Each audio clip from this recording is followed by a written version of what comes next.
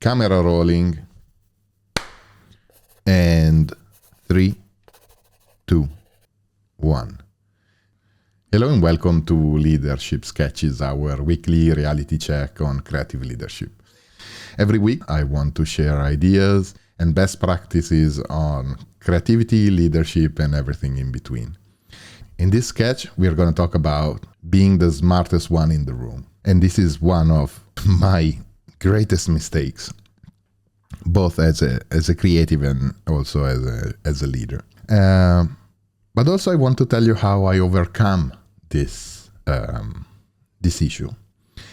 And today we're going to talk about 3 main points why we shouldn't be the smartest one in the room. We're going to talk about decision making, and we are going to talk about a framework. Okay? So let's begin with this personal story, if you will. For many, many years, as I founded my own agency or I got into a leadership position, I always felt that, in a way, I had to be the smartest one in the room. Which means I genuinely believe that because of my drive, my passion, my grit, if you want, I had something more. I cared more. I was more committed than most people. And this was a huge mistake, because at one point I also realized that, as we discussed in a previous sketch, when you put yourself as on the top of the pyramid, you can't really allow people to contribute effectively to the growth process. No, you remember in sketch we talked about this. Now, the issue was that when you place yourself in such position, and you, strangely enough, you kind of crave this idea that, everybody is down here looking up at you, and they are waiting for you to say something. And it's very, very hard when we lead and when we manage for compliance. This means that I wanted people to do what I said, not necessarily I wanted them to come up with the smartest idea. And it was terrible, because nobody ever contributed, or very rarely they contributed. And they felt uncomfortable to contribute also, because of course I was in this position.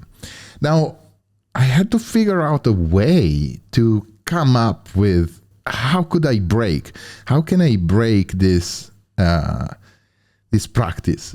And so I decided that most people didn't want to take the risk of making a decision. And most of the people, once how do we represent this? When you evaluate something, let's say you have an issue here, right? And you don't know how to solve it. The problem is that who says, and how do we find that, these things, these are the option or decision that we have to make.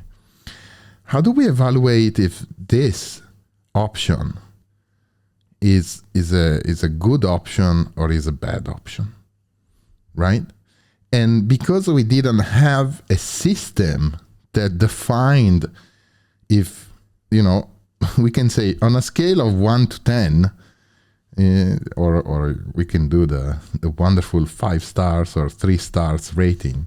What's the system that defines if this thing that we are trying to come up with has 1 star, 2 stars, or 0 stars? And so I came up with this framework, if you will. And every time we wanted to take a decision, and every time I was also proposing a decision, we match this decision against 3 elements.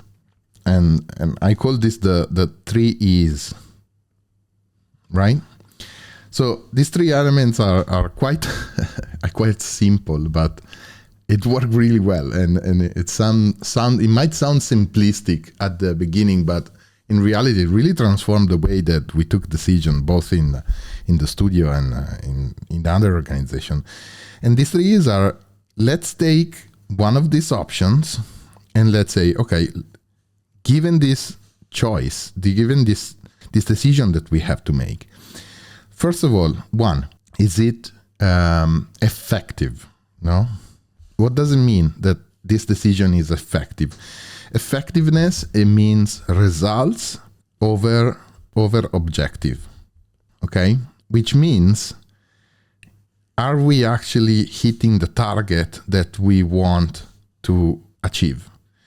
So how well this decision that we are trying to make is effective, how much we can obtain in terms of result or desired result within this decision. So given that we are making this, we want to obtain such and such, and how do we obtain that? The second part is it efficient? Okay, and being efficient means results over cost. And cost is not only monetary cost, but is all represented in monetary terms, but cost, effort, something different. So given the result that we want, how much will it cost in terms of effort and resources to obtain the result that we want to obtain? And the third one, I'm kind of running out of space here, so I'll delete a little bit of this. Okay. And the third part is, and this is one of the things that when I do advisory, I struggle the most to convey. Is it evolving? Evolving means results over time, which means, and I will represent it like this, what are the long-term implications of our solution, right? So once we decide that we are going to go towards making a choice, what is the long-term implication of this choice? So I'll make a drastic example here. You know, even if I have the power to I don't know, fire, I used this before, fire 50% of my workforce. What is the long-term implication of this? How will make this the rest of the people feel? What is the impact on the profit, on the productivity, on the efficiency, on the effectiveness of the organization, right? And I'm not saying that sometimes we are not. That's an extreme thing that we must do. But if we try to rethink our framework of reference with these three simple points, analyzing when we take decision and we say, okay, is this decision particularly effective, or how effective is this decision from 1 to 5 or 1 to 10, whatever. How many stars do we give to this decision? Is it efficient? How efficient it is, this solution, right? And how evolving especially it is. Now, I leave you with this question: is that what's your framework of reference? How do you make a decision, and how do you evaluate your decision and making sure that you are constantly making the right decision? And I will close with this one simple note. When we introduce this simple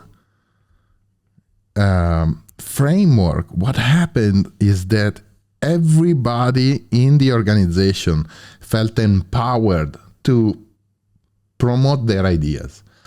And suddenly what happened is I wasn't the smartest one in the room anymore. I was just one of the contributors, and we all collectively share this framework, and we all look at the ideas and the decision that we were making, we had a framework to say, okay, let's see it. If we do this, how effective it is, how efficient it is, what's the long-term effect of this decision. And it really transformed the dynamic of how I was leading, and how people felt engaged and empowered to also take decision. And also they had a framework of reference which was super powerful, because not only they were just spitting out ideas or trying to say, okay, my idea is better than yours, or this silly competition, but they really had a framework, and they said, okay, maybe my idea is not particularly efficient, but it's super effective, and it's very evolving. Of course, we in an ideal world, we want to have the 10 stars ideas, but most of the time it is a trade-off. It is a trade-off between these three elements: the effectiveness, the efficiency, and how evolving is our idea. So as I already said, until next sketch, don't forget, I'm Gianluca Cinquepalmi. Inspire, challenge, and disrupt.